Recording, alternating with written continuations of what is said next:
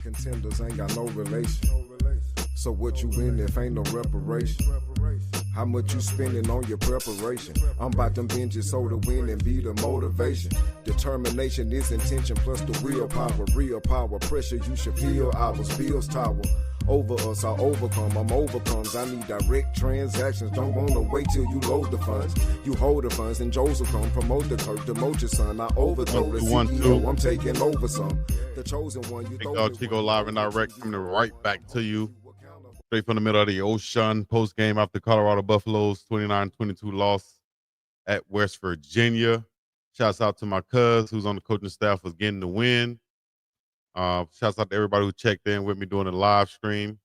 Y'all know how we do it each and every game day, weekend for the Colorado Buffaloes and everybody else, man. Also, shout out to everybody who's joined in for the BYU live stream with my dog crossover. So what we're going to do now, we're going to bring you the Colorado Buffaloes. Actually, we're going to bring you the Colorado Buffaloes head coach, Coach Prime, his press conference, and we're going to react to this, kind of pause and react and go through it as he gets through it.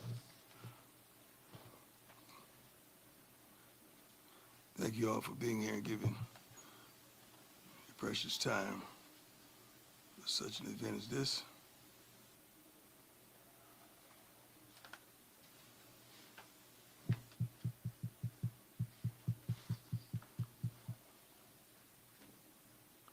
All right, let's go.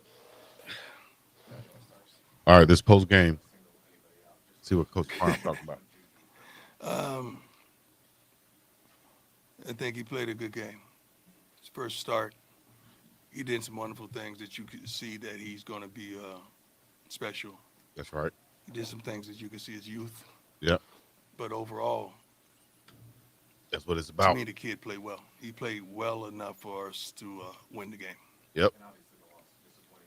Yeah. I think they started off pretty good. I mean, we didn't start off offensively good at all, but defensively we started off pretty good. I think we were out there flying around. We made some plays to give the offense opportunities. We just didn't cash in on them. And block punt is tremendous. Usually when you get something tragic on a special teams, you usually don't win the football game. And I'm thankful that we were still in it and had an opportunity after giving up a block punt. Mm-hmm. Big time right there, because that block punt could have changed some of everything, dog.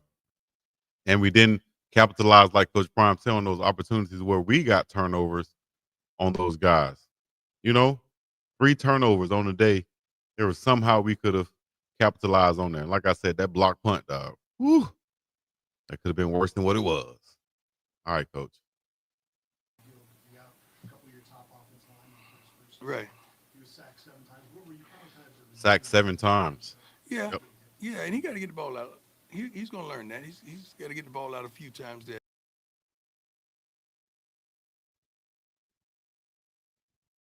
Did a phenomenal job for his first start. I really do. Yeah. What was behind the decision to call a timeout at 4th and 13 before? What was behind the decision to call a timeout on 4th and 15?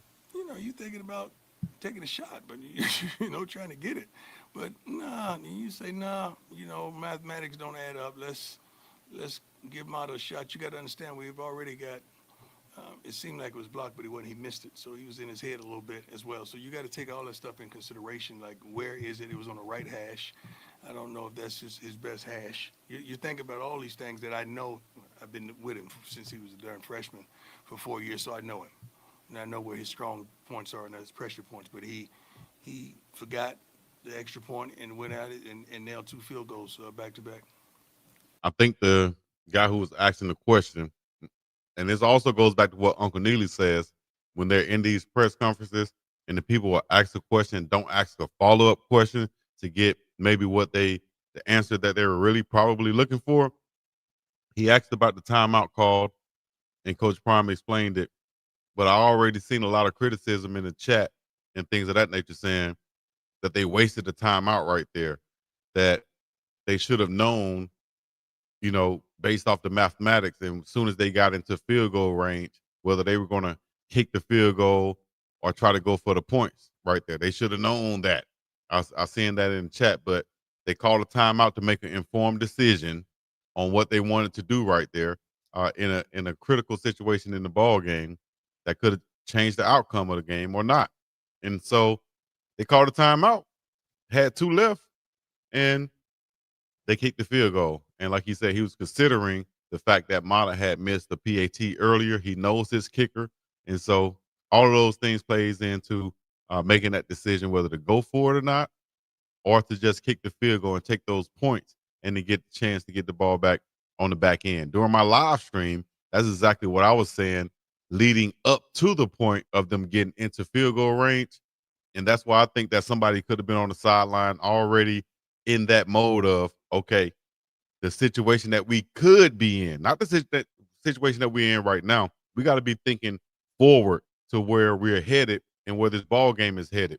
At the 2-minute mark or 1 minute, whatever mark, when they did have the ball, and once you get past the 50-yard line, and I said right there, I said, okay, wherever we get, as soon as we get into field goal range, we have to consider kicking the field goal immediately with Buchanan or Mata. That way it saves us as much time as possible to get the ball back to try to score again because we need a field goal and a touchdown. If we can't get the touchdown, we need to try to get the field goal as soon as we get a chance. That's what I was saying. And I think that somebody else on the staff either should be doing that or probably was doing that on the back end during that time. And then they end up calling the timeout. I don't see too much wrong with that, dog. But it depending on the circumstances of why the timeout was called. If it was called because we didn't know what we was going to do type situation, then okay. But at the end of the day, come on, man. What would you have done? What would you have done? Well, I would have called a timeout when I knew it was time. I would have. You would have been on a damn bench. You would have been at home on the damn couch. You wouldn't have called nothing. You probably would have been like this in pressure situations. This man, a Hall of Famer, he been in plenty of pressure situations, dog. Come on. I would have. Shut up. Coach, I've got some non-football questions. If you don't mind. Yes, sir. Noel Devine. Yes, sir. I mean, you guys shared such a special moment before Yeah. the game began. What did that mean to you? Oh my God, he brought tears to my eyes. I love him like a son. I really do. And I'm so proud of him for where he is now from whence he came. I knew him as a kid, and now I know him as a father, and a darn good father and a darn good coach. I'm so darn proud of that man, and that was like the second time we embraced in the football stadium. The last time when he played, I think his senior year, playing against FSU, and I went to see the game, and it was very tearful. But that shows that you can't write a kid off, man. You gotta love him, give him time, give him respect, and just put. I'm sorry, I missed who they were talking about. Who they asked about? I knew him as a kid, and now I know. Yes, sir. Noel Devine. Yes, sir. Noel Devine. Oh, now Noel Devine. And watch the fruit, because he's good ground, and the main thing is the father he is. That's what I love the most. When he was a kid, how did you find out about his story? Legend. What did you look at him to go, Jamie Chaney, one of our coaches, as well as his brother. James Chaney. Jamie It's in Chaney. the barbershop. You know, you find out everything from the barbershop because kids come in, family members come in, you know who's who. And they told me about his situation and how help was needed. And it was tremendously. But it didn't work out at that particular time, but we never, from their defensive line, just moving late. You get your calls, you get your checks, you move late. Now you got to make another call. You got to do it on the fly. But we didn't do a bad job. You got to understand, man. We got a freshman quarterback, and he hadn't seen some stuff. He was a little nervous early on until he got.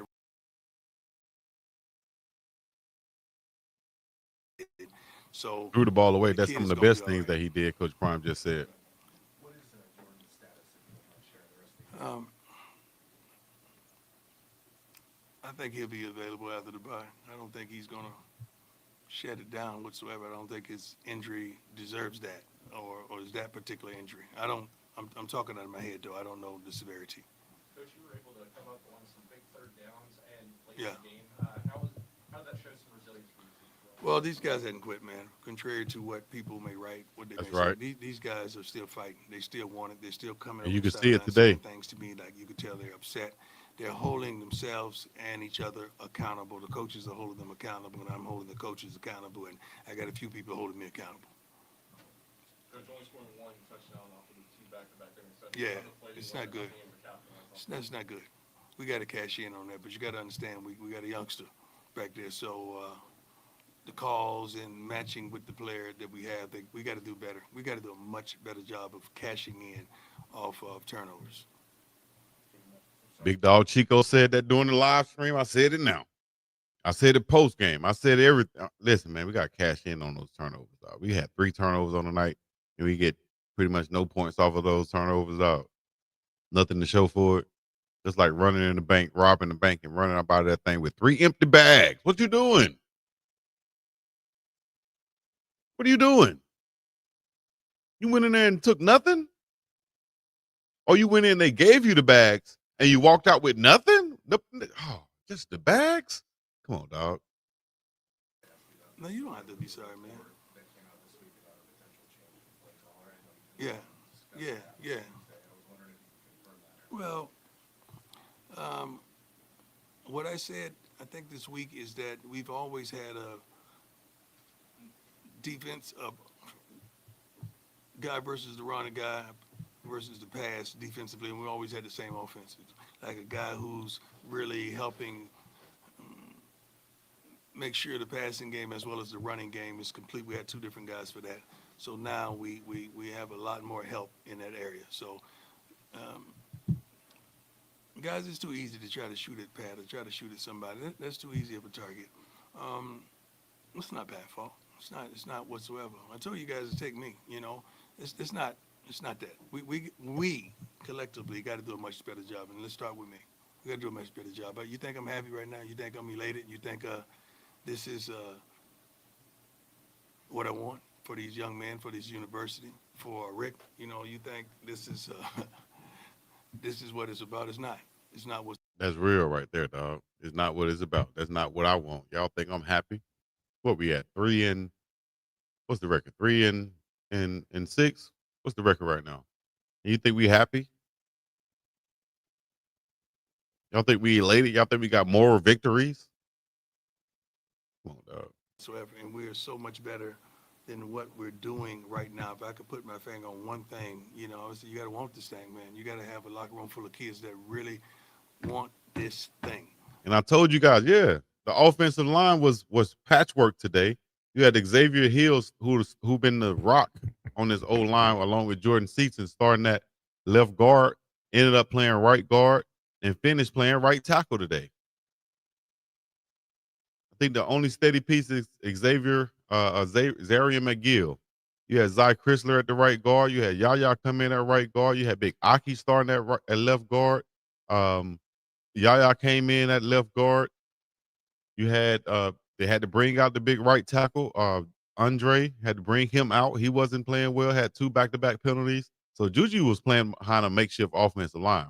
It wasn't that same offensive line that's been grading out at the top of the Big 12 and top of college football and PFF grades all season long. So I think they can only get better. And Juju played a great game, being poised and confidence for a freshman quarterback playing his first game on the road. I thought he scrambled and got out of there and kept his eyes upfield and was able to make plays and completions and first downs. And like Coach Prime said, quarterbacks have to make plays by themselves, you know, about 3 times per game. They have to make plays out of nothing. And that's what I think Juju did today. A lot more than they want certain things that they enjoy. And we did some team bonding. We've done everything you think of to try to flip it. But unfortunately, we hadn't. But I hadn't. It'll happen, Coach. Just know you still ahead of schedule, Coach. It'll happen. Don't worry about these haters trying to, man, you should be winning the national championship right now. You should be the best team in the country. Right? Coach Prime and them losing. They're going to have a losing record for the rest of the season. Dog. Don't worry about them, dog. Don't worry about that. Y'all ahead of schedule. You got a 5-star quarterback. You still got Jordan Seaton at left tackle, 5-star. You still got 5 great wide receivers on the outside that's going to have another year to play. The defense can get better. This team is trending upward still. Think about it. At the end of the day, you lost a Heisman Trophy winner last year. You lost the quarterback that was number 1 in completion percentage in all of college football since they started taking stats, which been from the get-go. And for the completion percentage, if he number one and you lose him, you got to know there's going to be a drop-off. No matter who you bring in, it's going to be a drop-off. It's going to be growing pains. You're going to have to learn these guys. They're going to have to learn you. Everybody is not going to be able to be, the thing is with Shador, what Coach Prime had last year, he had an extension of himself on offense and defense to where he can talk to these guys, but also Shador can speak to these guys in their language that translates directly from Coach Prime. And he's been and he's been groomed is his dad. He knows him from birth. So he can relate to these players everything Shador can from their head coach directly. If there's a disconnect there from wherever position, if there's a disconnect to where the coach can't directly communicate with the players on the team and they get it, then that's going to be the problem, right? But if you can find, or if he has found another way to connect with these players, whether it's directly or is it through another player, which I think is going to have to be directly, because there's not going to be another player that is primed and ready and that has been groomed by him for life to where he can say something, they know it, and they could translate it to the team, right? Well, now he's going to have to, and I think he realized this at some point, whether it's beginning of the season or midway through the season, the way he said, you know what? He said in the press conference, I'm going to have to be more demanding. That means that I'm going to have to be more communicative. Is that right? I got to communicate better with these guys, right? Directly. That form of communication has to be direct from here to there to where they'll get to know me, and I can start grooming this team to where they can start responding to myself, and I don't have to go through anybody else, a third party or whatever. I'm going direct to consumer. You know what I mean? So to speak. So I'm going right there to them, and that's what I'm saying, that Coach Prime, I think either he has found that or he has realized that now, and I think it's only going to continue to improve and blossom over the time period. This is his first year without his sons there. Y'all got to realize that. Y'all trying to put everything parity in together. Oh, he did this the first year. He did this the second year. Now he's doing this, and now everybody's jumping off the ship and trying to criticize the man, acting like he can't coach, he can't do this. Y'all ain't said it last year when you was celebrating the wins.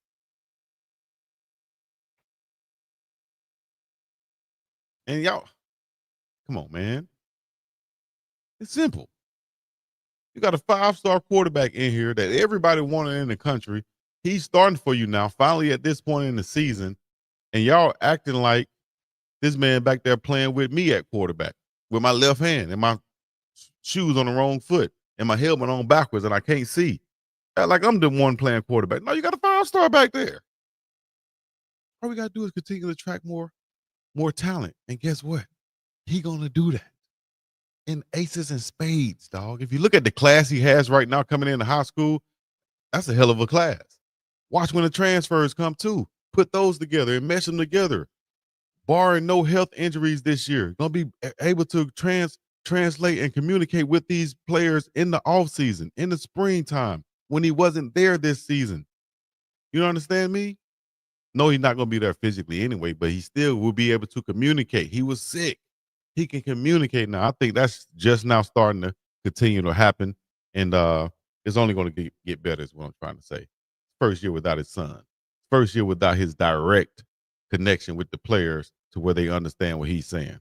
The fight going out of these young men whatsoever. We just make some stupid mistakes and we can't capitalize on turnovers. We do that, the game is a whole different tone in here right now. Anything else for Coach? Go ahead. Yes, sir. So this is now your second losing season in 3FC. Is Yeah. there anything you wanted to say to the fans? Well, this is not who we are. We're better than this, and they deserve better than this. I want better than this. I feel like I coach better than this. I feel like we got players that are so much better than what the production that we're putting out. So then you got to identify the coaches. That's us, and that starts with me, because I feel like we got the nucleus inside the locker room that we should be getting it done. Yep. I don't think we You play do. a team that's athletically and physically better than us. I really don't. And I stand on that. Yes, sir. Now that Ball's out of the equation, Yeah. what do you want to get out of these next 3 weeks, including another bye? Well, we've done a tremendous evaluation. I wish we didn't have a bye because I want to get that. I want to keep working. We'll probably work till work them to Thursday, and then let them go. You saw what Juju said, right? Juju said he's staying there over the bye week, which is coming up this week. He's not going home. He's staying there to bond with his receivers. He's offering everyone to come be with him this offseason or this bye week to bond. He's focused. He's ready to play. He's not worried about the haters on the outside because they're going to always be there. I got to perform and do my thing in a major way. They probably won't go home because you're holding them to Thursday, so they'll still be around. But I want to see them study more, prepare more, because you got to make some decisions. They got to make some decisions in the off season. Which directions are we going with them? Which directions are they going with us? So that's tremendous from here on out. It's really roster management. Isn't that logo fire, though?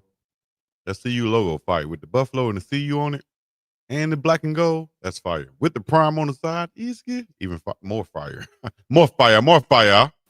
Coach management, understanding what we're going to do for it, going forward. But I promise. Coach management, understanding what we're going to be doing going forward, whether that's, positions, what y'all going to be doing, what roles you're going to have, and situational football. I think that's what that means. There's going to be some changes. Anything else for Coach? All right, thanks, George. Thank you. God bless you. Hold on. What do you say? With them, which directions are they going with us? So that's tremendous from here on out. It's really roster management, coach management, understanding what we're going to do for it, going forward. But I promise you, there's going to be some changes. And I promise you, there's going to be some changes. But I promise you, there's going to be some changes. What changes do y'all think that they will be? Let me know in the chat right now. What changes do you think Coach Prime is, is alluding to when he says there's going to be changes made during this bye week? What type of changes do y'all think? Personnel changes, responsibilities? What y'all think? Here on out, it's really roster management, coach management, understanding what we're going to do for it, going forward. But I promise you, there's going to be some changes. Wow. You understand me? He ain't lying. And I promise you, there's going to be some changes. Y'all stay tuned for those changes that's getting ready to go down in a major way at CU. Coach Prime and the Buffs. Well, lost. You can't be tonight. Hold up. That's my my post game that was posted on Bleacher Report. I'm gonna post that and play that afterwards. But y'all let me know right now, what changes do y'all think will be made by Coach Prime? I think he's talking about responsibility changes. I don't think he's gonna fire anybody. I just think he's talking about responsibility changes. But I could be wrong. A different OC. Same.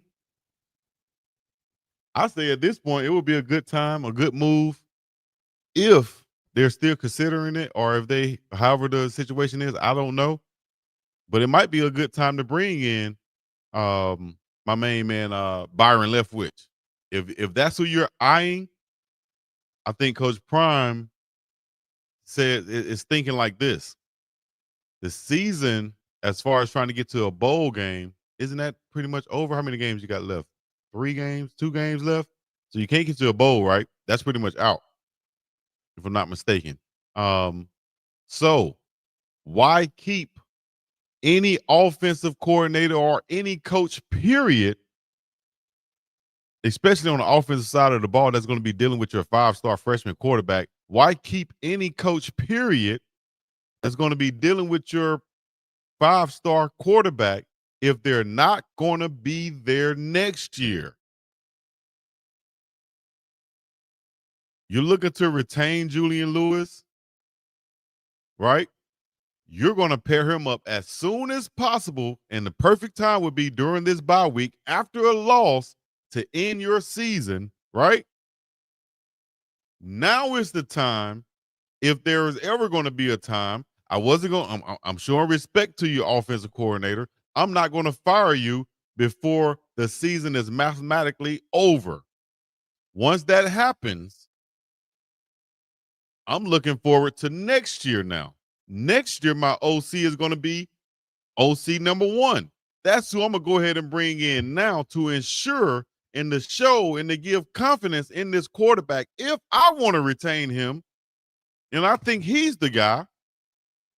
If he is, I'm going to bring in the OC that he, not necessarily that he wants, but he's going to mesh well with, that he's going to be comfortable with, that he's going to be looking forward and saying that that's going to be my OC. I'm excited to learn and play under him. Why not bring him in ASAP? He can still use the same playbook, keep the same play caller. Let's say Coach Brett continue to be the play caller, but Coach Shermer is out. You bring in Coach Leftwich or whoever the offensive coordinator is, right? He tweaked some things during his bye week, not much, but maybe here or there. That can't happen. Coach Brett, you call the plays once again, so the terminology and everything stays the same while I'm learning or I'm implementing my offense. And by the end of the season, we have a chemistry, we have a rapport, we have things that we can work on to go into the spring and to go into the next year, because I want my young quarterback to have 100% grasp on whatever playbook he's going to be playing with and learning even before the spring. This is your time and the chance to get ahead of that curve for next year and learning curve for your young freshman quarterback. This is the time now. The Juju era is here. You understand me? The time is now, and we're not going to let anybody pluck him. So we're going to make sure he's surrounded with everything that we need. The future is now. True freshman Julian Lewis just made his first collegiate start on the Coach Prime, and Buff Nation got a glimpse of what's to come, I think. 22 of 35, 299 yards, 2 touchdowns, passing, poise, precision, prime time, energy. The Julian Lewis era is here. 22-29 loss, unfortunately, at West Virginia, but the man balled out. Kane say, I say Teddy Bridgewater. That would be a great one too, wouldn't it? I think Byron Leftwich would be great too. He has the rapport of Tom Brady, Super Bowl, offensive coordinator, NFL. I think TC Lewis, Julian's dad, liked Leftwich also. I think that'll be the perfect marriage right there. Perfect marriage. Let me know what y'all think. Hit the like, subscribe, coming out the other good stuff. It's the biggest dog Chico to the sea in the place to be. The rain is getting ready to come down out here in Hawaii. That's something different. I think I left my car windows down. Got to go let them things up. Unfortunately. All right. That has been the Coach Prime post game. Those are my thoughts on the Coach Prime post game and my reaction. Up until next time, I'm gonna get up and about this thing. Peace in the Middle East. It's the biggest dog Chico to the sea. Yeah, you bitch naive. So what you win if ain't no reparation? How much you spending on your preparation? I'm about them binges so the win and be the motivation. Determination is intention plus the willpower. Real power, pressure you should feel ours. Bills tower. Over us, I overcome, I'm overcomes. I need direct transactions. Don't wanna wait till you load the funds. You hold the funds and Joseph come promote the clerk, demote your son. I overthrow the CEO, I'm taking over some. The chosen one, you throw me one, you owe me two. You holding one, I'm holding you accountable. Act like you owe me one. Look, every lesson learned is a lesson taught. Every blessing earned is a blessing caught. Promise I'm meek and humble and grateful for every bit. The head is heavy, so your promise have a heavy fit.